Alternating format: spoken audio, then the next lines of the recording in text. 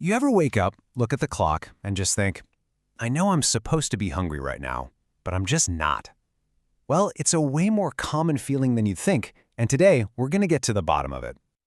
So, if that sounds like you, you've probably wondered if something's off. I mean, you hear it all the time, right? About how important breakfast is, but your body just isn't sending the memo.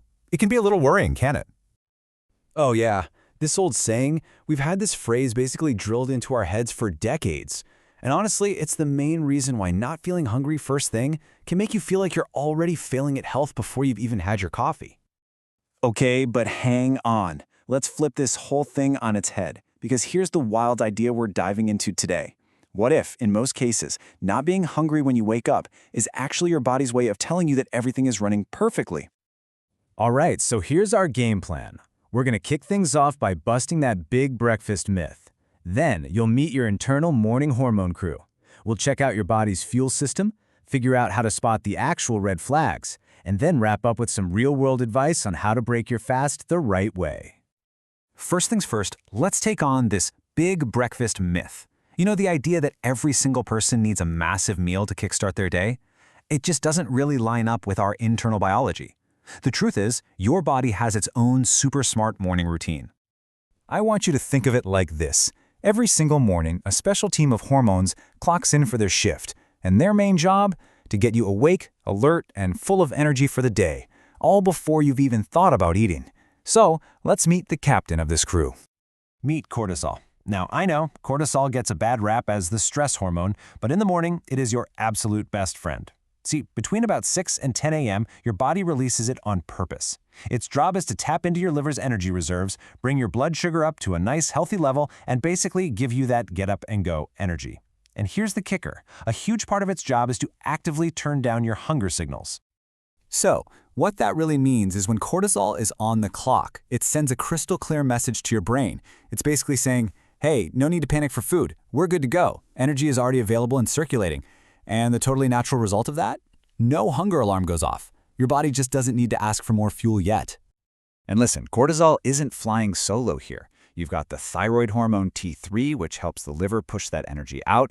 And then you've got estrogen, which often helps out by dialing down ghrelin. That's the hormone that literally screams, I'm hungry. So you see, it's a full-on team effort.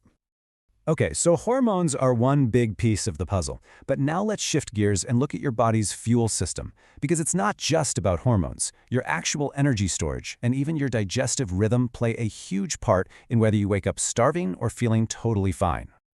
And this right here is a massive mindset shift. If your liver has a good supply of stored energy, it's called glycogen, it can keep your blood sugar perfectly stable for hours. So, waking up without hunger can actually be a fantastic sign of a strong, stable metabolism. It just means your body was well-fueled from the day before. And I bet you've noticed this yourself, right? On a lazy weekend morning, you might not even think about food until noon. But on a day when you start with a workout or even just a brisk walk, bam, that hunger hits way earlier. Your body's just responding to how fast you're burning through the fuel that's already in the tank. Now, here's a pretty specific factor to consider. For people who don't have a gallbladder, the whole system for digesting fats works a bit differently. It can slow down how fast the stomach empties, which in turn sends weaker digestive signals to the brain, and that can absolutely blunt your morning appetite. Okay, so we've pretty much established that not being hungry in the morning is often totally normal, even good. But, and this is super important, we have to know when it might be a warning sign. This is all about learning to listen to your body. Not just for the signals that are missing, but for the ones that are there. So here's what you need to look out for. If your lack of appetite also comes with feeling dizzy, shaky, weak, nauseous, or having a weird burning feeling in your stomach, well, that's a different story. That combination might point to something else going on, and it's definitely worth paying attention to. But if you just feel fine and simply not hungry, yeah, that's probably your body working exactly like it's supposed to. So let's get practical. If you're not hungry, but you know you should probably eat at some point, what's the best way to handle it? This last part is all about learning to work with your body's natural rhythm instead of fighting against it. First up, let's talk about what to avoid. Seriously, the worst thing you can do is force down a huge, heavy breakfast that your body clearly isn't asking for. But on the other hand, waiting all the way until dinner isn't great either. And you want to try to avoid having your first meal be all carbs with zero protein. So, what should you do? It's actually a really gentle and effective strategy.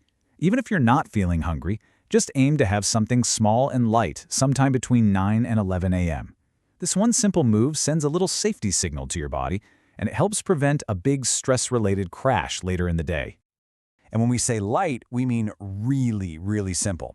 We're talking about a glass of warm milk, a small cup of soup, a piece of fruit, maybe one slice of toast. The goal isn't to get full, it's just to give your body a little something to cruise on. So, let's just bring this all home. For the vast majority of us, not feeling hungry in the morning is not a problem.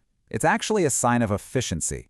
It means your hormones, your whole morning crew, and your liver's energy stores are all working together in perfect sync. Your body is a well-oiled machine. If you only take one single thing away from all of this, let it be this simple idea right here. Your body is smart.